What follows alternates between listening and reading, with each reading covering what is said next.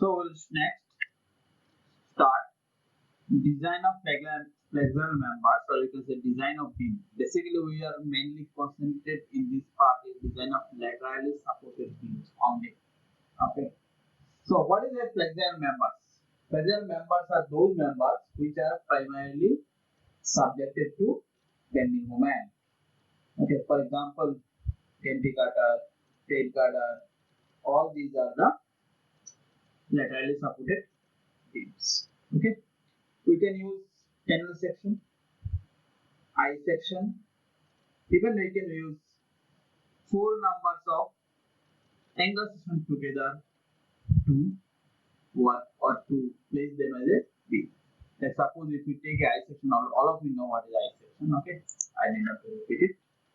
So this is an I section that we can take for the design purpose. Okay, we can take four angle sections. So this is one angle section. This is another angle section. Okay, like that we can place four angle sections together, and then you can give overlapping here, everywhere overlapping. It will give overlapping, then it will become a beam. Okay, this can be used as a column also, this can be used as a beam also. Like that we can construct a beam also. Okay, so this is what we can use for our beam constructions. Okay, a beam is generally designed for maximum bending moments. Okay, in which location the maximum bending moment occurring throughout is undetermined. Find out the location, you have to get the maximum bending moment based on the location. And then you have to generally check it based on the shear stress and deflection, whether these two values are within the limit or not. Okay. Sometimes you also can do the checking of air crippling and wave buckling. So, but these are the secondary requirements. Some cases where it is possible we do, otherwise we just leave that part. But mainly we do the shear stress and deflection. Okay. So we'll take one by one. First steps we will see that how we can design a beam based on the bending moment consideration. Okay. So we'll start from first steps. First steps design procedure is the bending moment consideration. Okay.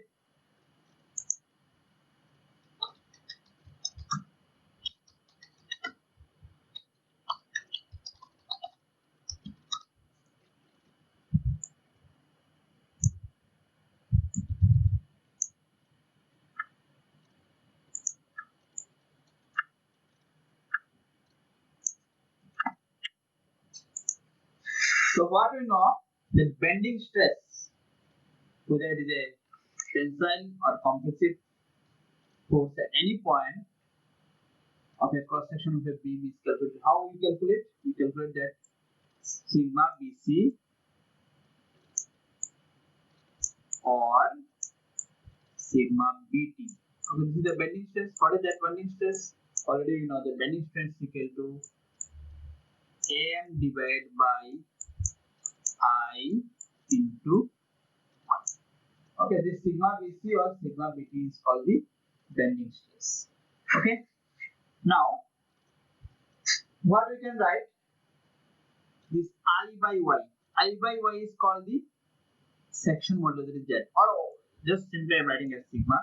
Sigma equal to we can write AM divided by I divided by 1.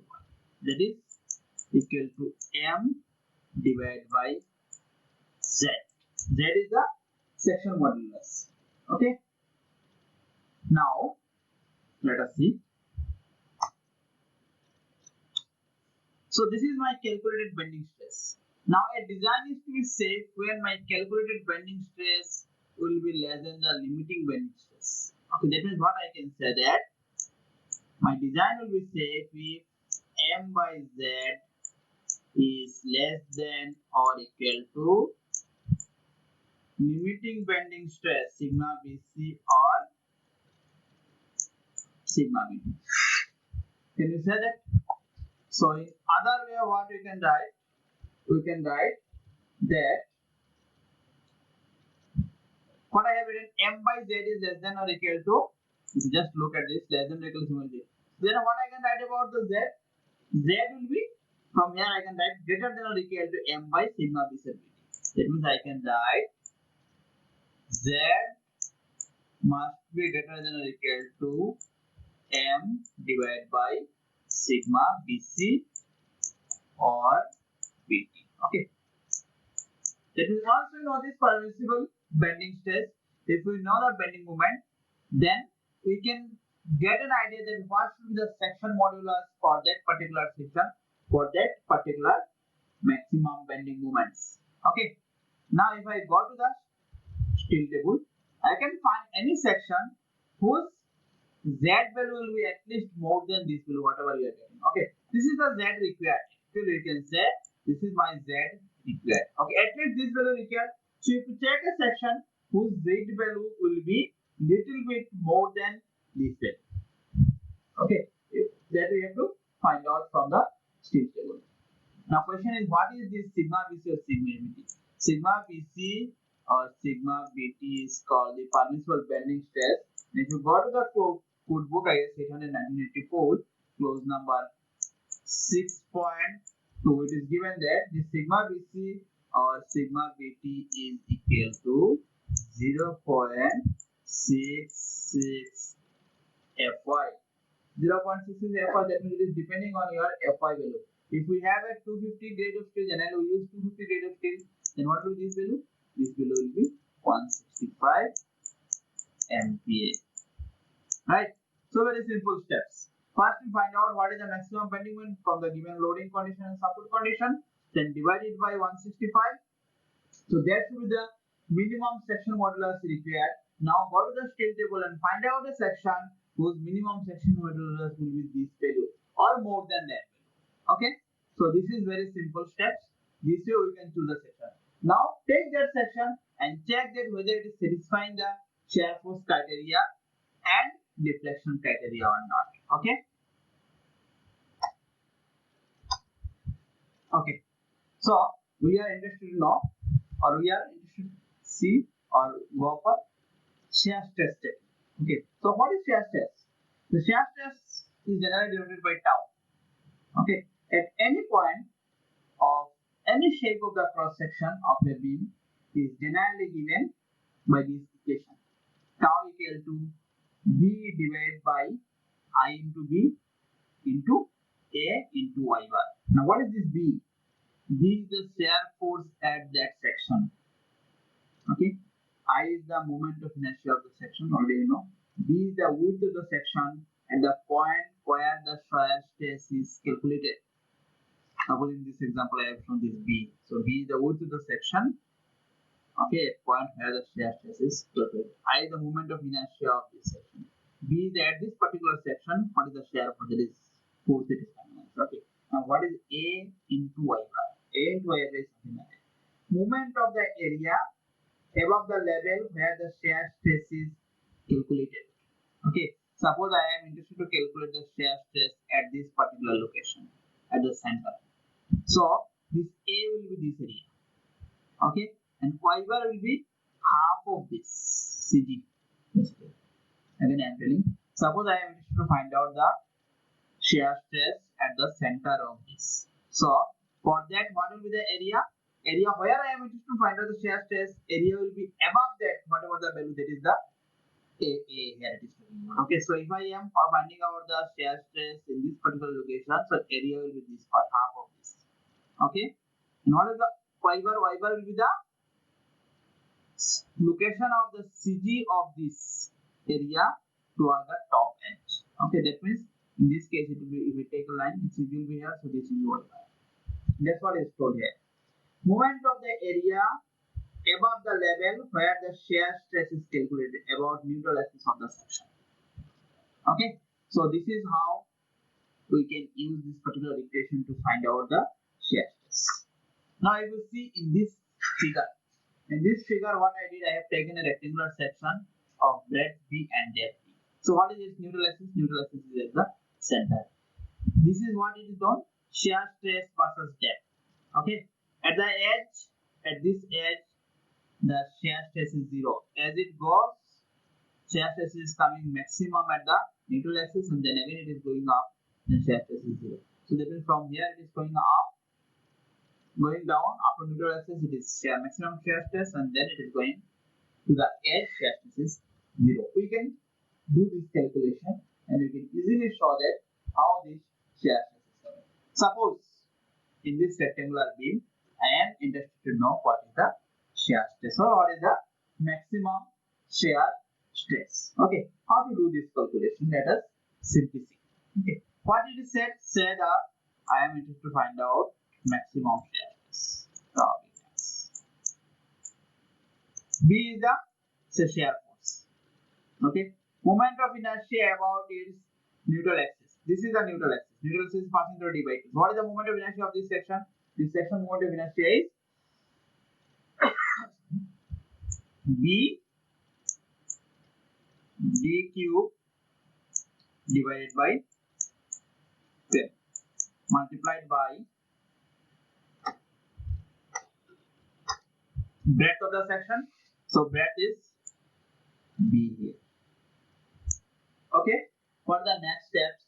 Next step is it is asked, I am interested to know what is the maximum shear force. In this graph, maximum shear force is at the center. So neutral axis is passing through this line. So, or say I am any location. Say I am interested to find out the location. The location is d by 2. Okay, from this at a location of d by 2 I am interested to know. Okay, so for this I need to add this area. So what is this area?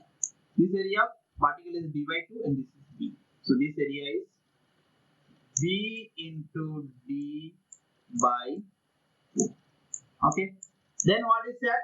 It is said you take the moment y bar. Y bar is the moment of area of this section. So moment of area of this section about the top axis will be, that is y bar.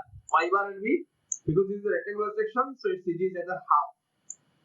So this is y bar. Okay, so what is the y bar here? Y bar will be here basically d by 4. So you can write here d divided by 4. Now simplify it. See, 4 into 2 8. 12 will go above. So what will be that? 12 by 8 is how much?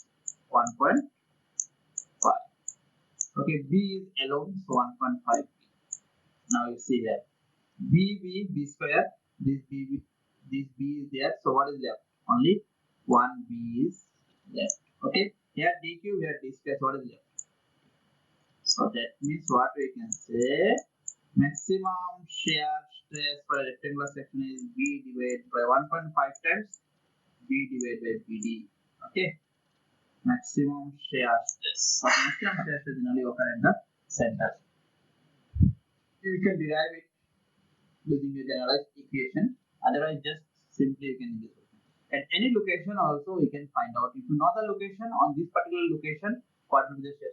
At this particular location I can find out. I can find out at the edge. If I am interested to find out what will be the shear force in this particular location, I can easily find out. How is it? Because in this particular, if I take the location here, above that, what is the area? Area is 0. So shear stress will be 0 because area into I bar. Okay, B is there, I is there, B is there, but above that, the area particular this, if you take this section above that, the area is 0. So area is 0 means this value from 0. So this is how we can find out the shear stress. Okay, this is the case in the rectangular section. What is the maximum shear stress? Okay, the average shear stress. Generally, in many books you will find that maximum shear stress is denoted by tau b m or tau b max. The same things. And average shear stress for a rectangular section is tau b a, you will find, and that value is b by bd. Okay, this is the average shear stress for a rectangular section. Now we are not only going to use the rectangular section, we are also going to use the I section. Okay, so I am also interested to know what is the shear stress in I section, or how to find out the shear stress in I section. Suppose we have a I section.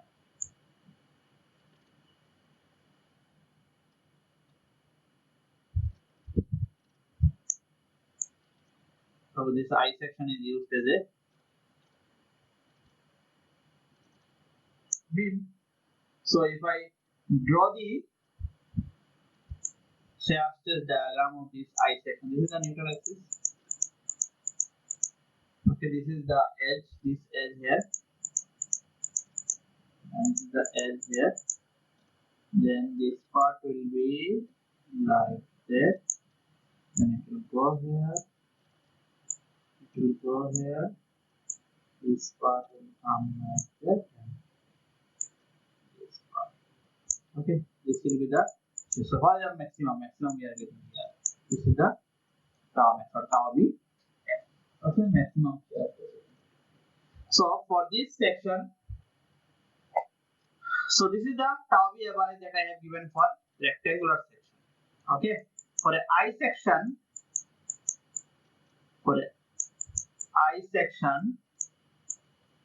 tau b average is equal to B divided by TW dW. What is TW? TW is the thickness of the wave. This is the TW. Okay, so you have to find out what is the thickness of the wave. This is the TW, and dW is from this to this, or this depth. Okay, so B divided by dW is the average shear stress.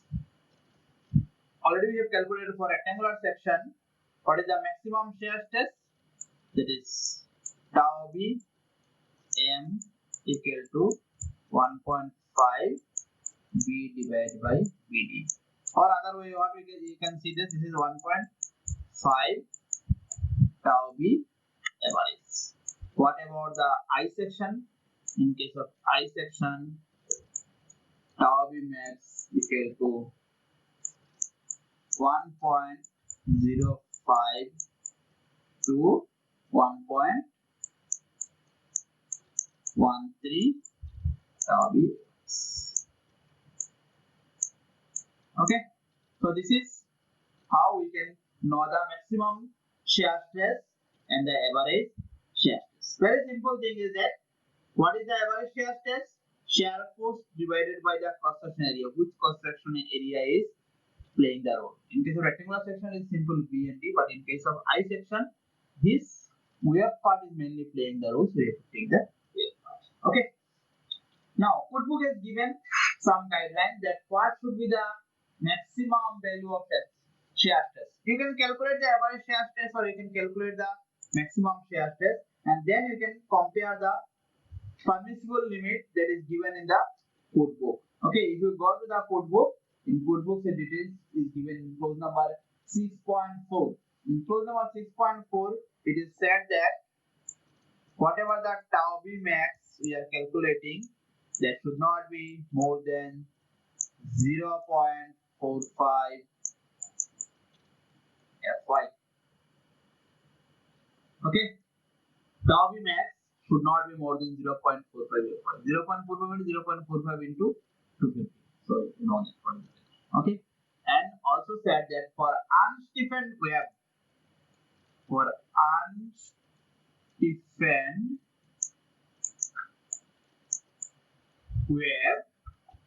the tau b average should not be more than 0.4. Okay, so these are the two limits that you have to check from the Cookbook. Okay, while doing the calculation. That means first you decide the section, get either tau b max or tau b average, and then check the Cookbook's given limit. Fine. So this is how about we can check for shear. Next we will go for check for deflection. Okay, so how to find out the deflection? You might have gone through in analysis or stoichiometry courses how to find out the deflections. Okay, so I am not going to explain all those things in this course. Guideline is saying that whatever the maximum deflections are there, that value should not exceed 1/325 of span. So depending on your load conditions and the support conditions, you find out the maximum deflection and then check that this value should not be more than span or span of the beam divided by the 320.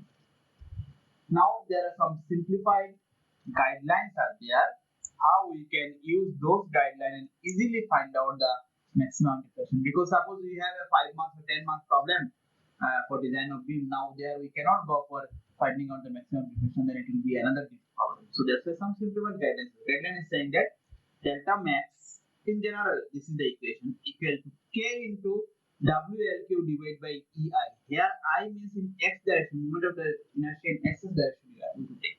What are the meaning? This delta max M is the maximum deflection. Okay. This W is talking about a total load. It's not UDL. Suppose if you have a UDL of small w, then UDL multiplied by span of the beam will give you W. So remember it. This here W I have written here is the capital W, not small w. Small w generally is denoted by UDL. So UDL multiplied by the total length or span of the beam will give you the capital W. Or if it is capital W is given, then point load is given, total load. And somehow we need to know what is the total load. Okay. Multiplied by this L is the span. Okay. E is the modulus, Young's modulus, and this value is taken as 2 into 10 to the power 5 MPa. Okay, so and L is the effective span. So this is the general equation. And this K, what is this K? This K is a constant. Okay, I will give you some value of K in the table of form. This constant means what? Suppose if we have a simply supported beam, you might have learned earlier. If we have a simply supported beam with UDL small w, then what is your deflection? The deflection is 5 upon 384. K value will be simply supported beam. I am talking about this beam. If you have simply supported beam with UDL and say your length is L and this is small w, then this K value is generally 5 upon 384. If you recall, for a simply supported beam with UDL, how do you calculate? This is K, and this W here it will be small w into L to the power 4. Can you recall? Divided by EI. This is the maximum deflection in case of UDL with W. Okay, similarly, if we have a simply supported beam with a point load W at the center, then what is that? What I said, simply supported beam with a point load W at the center, then it is 1 upon 48 WL cube divided by EI. Can you recall that how you have done these things earlier? So this is how you can find out. So this is a simplified equation. This equation, what is the defined constant that is given? Here see, small w into L to the power 4. If you take the small w into L separately, then it will become capital W, total load. Okay. So this is very simple equation. If you can just remember this equation, and if you know for different types of loading, what is that constant K, then easily you can find out what will be the delta maximum for that type of panel.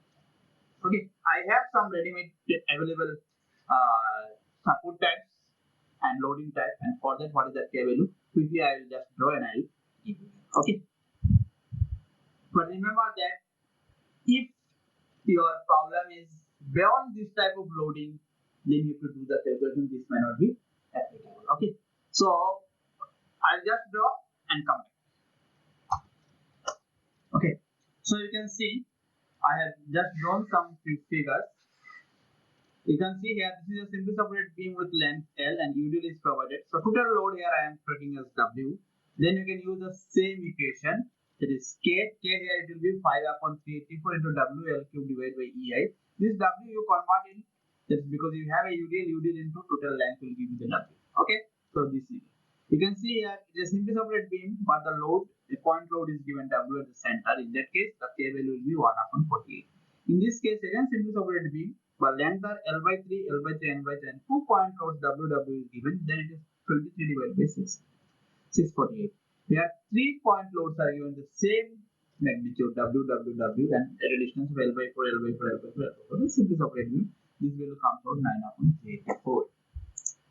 You see here, this is a cantilever beam. Okay, one side fixed, another side is free.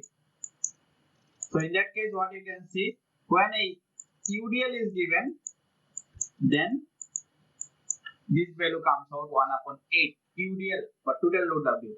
Here a point load W is given the free and then this will 1 upon 3.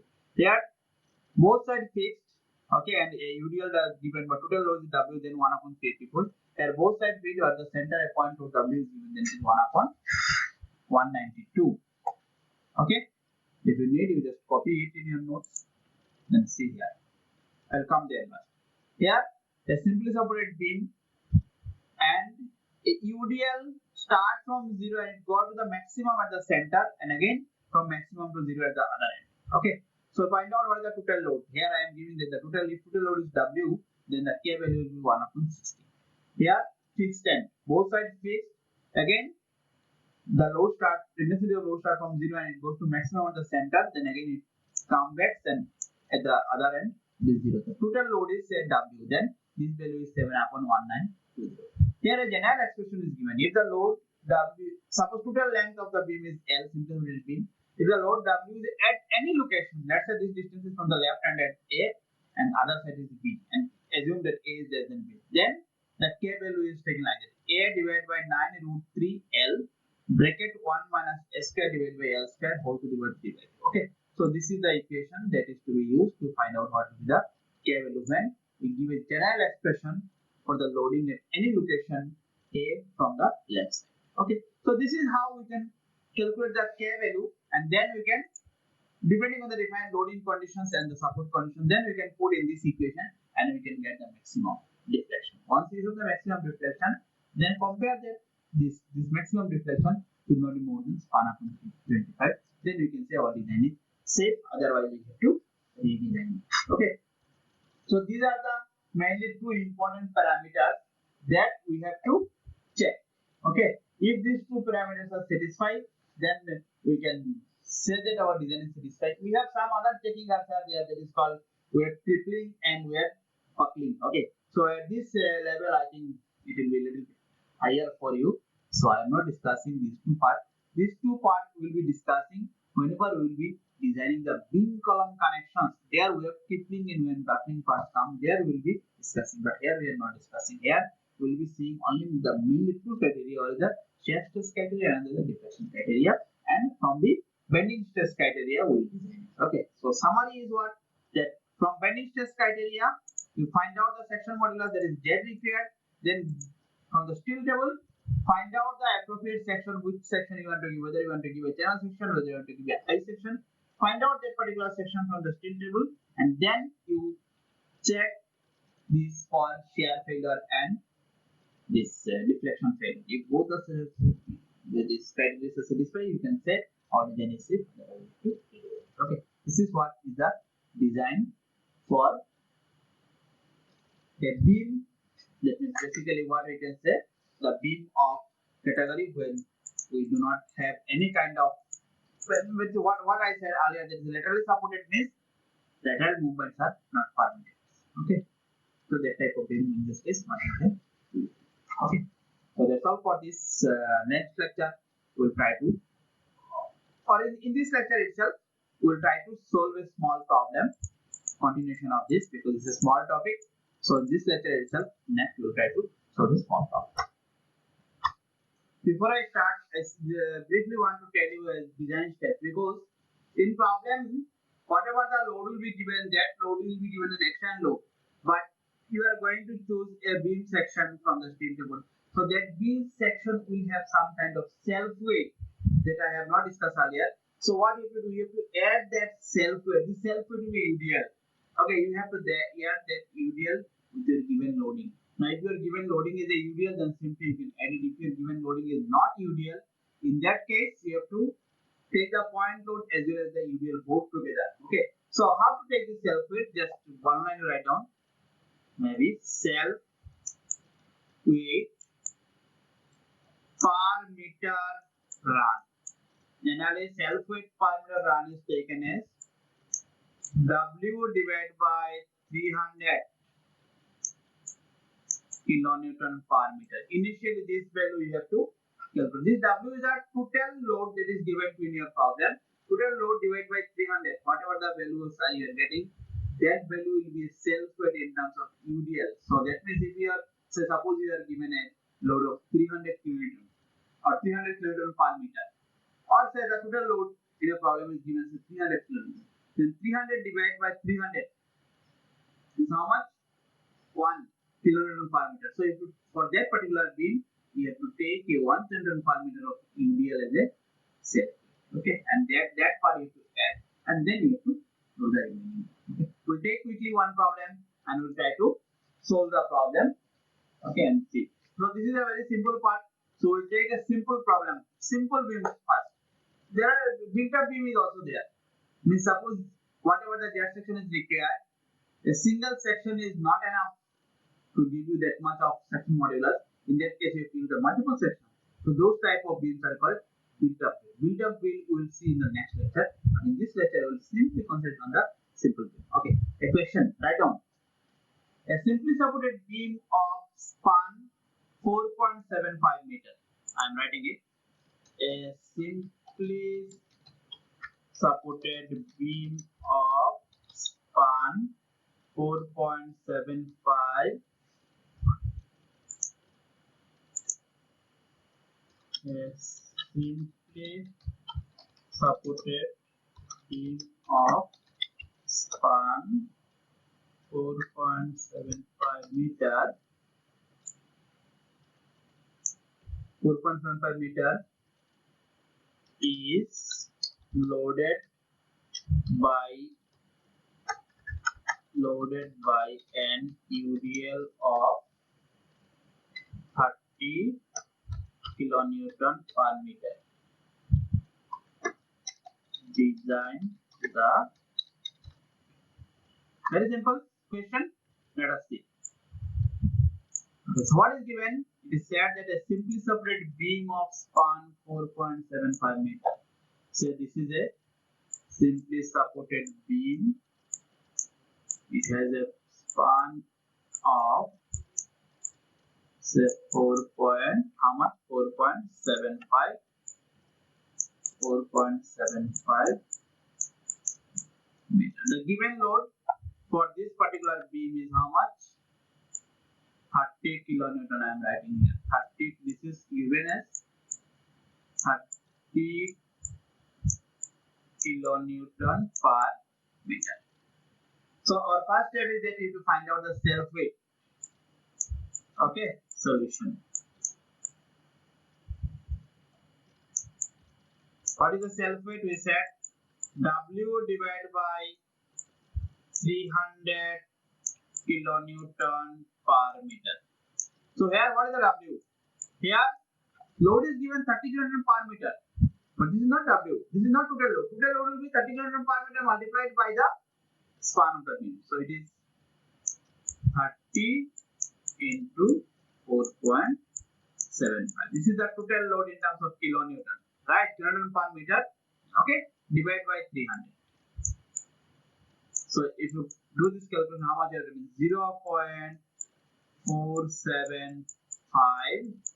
kilonewton per meter. So at least this much amount you have to add with your given loading. Let us say this value is approximately 0.5 kilonewton per meter. So if I add this value, so what will be my UDL, total UDL?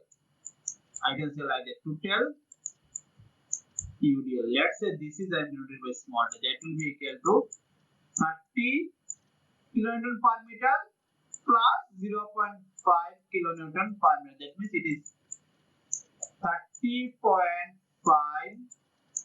kilonewton per meter. Okay. Now for a simply supported beam with UDL, what is the maximum bending moment? You know, I think it is maximum bending moment is equal to W L square by 8. So 30.5 into span square 4.75 square divided by 8. Do the calculation and check how much it comes. It comes 86.02 kilonewton meter. Okay. What is the maximum shear force for a simply supported beam? Maximum shear force will be WL by 2. That is 30.5 into 4.75 5 divided by 2. How much it's come? Use a calculator check. That comes out 72.43 kilonewton. Okay. So point, keep in mind this point is there at the center. Okay. So this we know. Now what is our next step? Our next step is to calculate the Z required, section modulus required. Section modulus required is the one this value must be greater than equal to m divided by sigma BC or BT. Okay. Let me look at what is m. Just now I have calculated here 86.02 kilonewton meter. So write down here 86.02 kilonewton meter. You convert into Newton millimeter, that is 10 to the power 6 divided by sigma BC or BT is how much? 165 Newton per mm square. So if you do this calculation, what will you get? You will get 521.33 into 10 to the power 3 millimeter. Okay. So now you have to go to the steel table and find out a section whose section modulus will be at least 521.33 or more than that. Okay, you can use any type of section. I will be using a I section because I section is a symmetrical one. You can use 10 section, not a problem. So let us try. Okay, I have tried with this. Try IS MB 300. ISMB 300 at the rate of 44.2 kg. You see this section Z given Z is how much? 573.6. Okay, into 10 to the power 3 mm cube. Okay, so this Z is greater than our Z required. Fine. We need some other information also. So this is ISMB 300. So what I need thickness of flange. Thickness of this one. Thickness of flange is given. You see the scale table, it is given 12.4 mm. Then I need thickness of web. Thickness of web is this one. Thickness of web is given 7.5 mm. I need moment of inertia about x-axis. Moment of inertia about x-axis is given 8603.4 into 10 to the power 4 mm to the power 4. This is the x-axis. Okay, this is x. I also need this b is value. Okay, what is this value? This b is given 250. So for ISMB 300, this depth will be how much? Okay, so these are the information that is available from the steel table. Okay, section I have chosen. Now what is my job? My job is to check for shear stress and check for deflection. Okay, first I will do this check for shear stress. Okay, check for shear stress. What we know? Tau B average for a I section is how much? I said maximum shear force max divided by thickness of the web and depth of the web. Just go back, you will find out this equation again. What is the maximum shear force we have calculated? If you just go back, you will to this slide, we have written 72.43 kilonewton.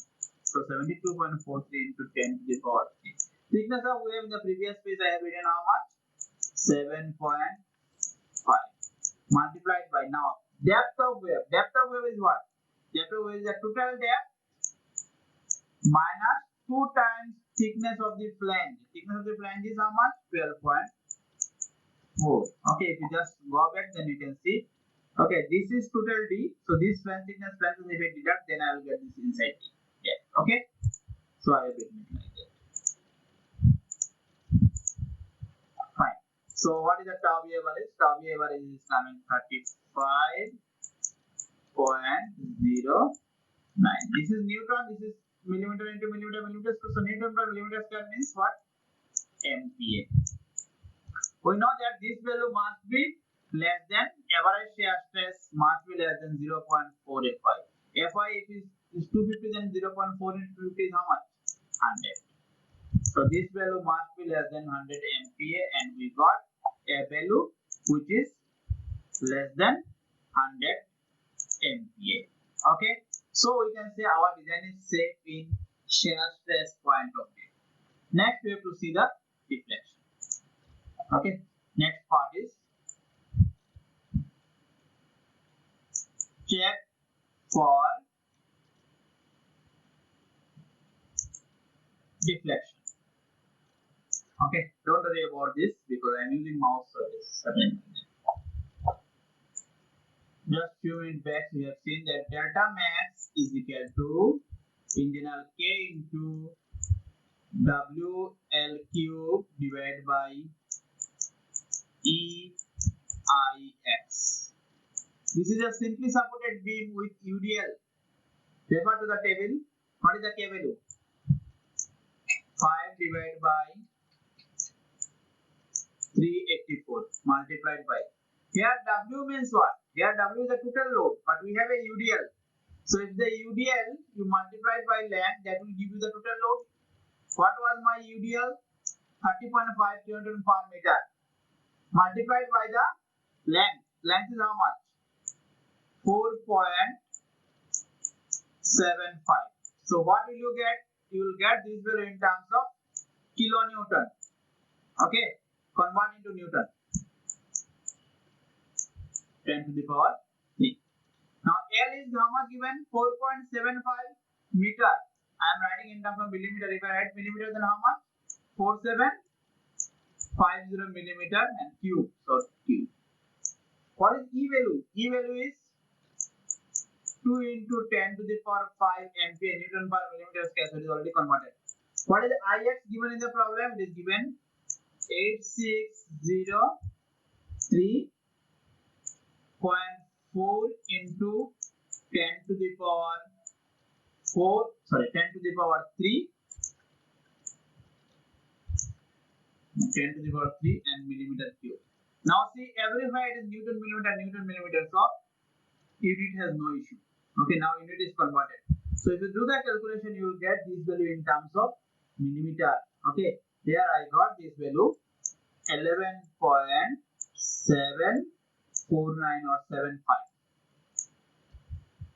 Okay, 11.75. Now what is our guideline? Guideline said that this value cannot be more than span divided by 325. What was our span? This value cannot be more than 4750 divided by 325. What is this value? 4750 divided by 325. 4750 divided by 325 is 14.6. Okay, so what we can see? 14.6. This value is also, that means for deflection point of view, this is also satisfying, safe, as well as, that means what we can say, as well as from shear stress point of view, this is also safe. That means whatever the design or whatever the section we have proposed is actually safe in this case. So the I section is exactly the one which is required. Okay, so this is how you can apply this concept and you can design the simple way. Take some more examples and see how you can apply this. Okay, so for build-up section, whenever you are getting build-up section, concept will be same, but with little bit twist, little bit difference is there, because in build-up section there will be two sections together, at least two sections together. So you have to find out what will be the net moment of inertia, what will be the net location of the CG. These are the things that you have to do the extra calculation on a build-up section. Try yourself. I'm sure you can do that also. Okay, that is not short term. Okay, so this is the problems and this is the topics that we try to cover with examples. If you want to do, you do more practice, and if you have any issue, comment me or contact with me. I'll try to solve a build-up section also. Wherever you are facing problems, talk to me. and I will give you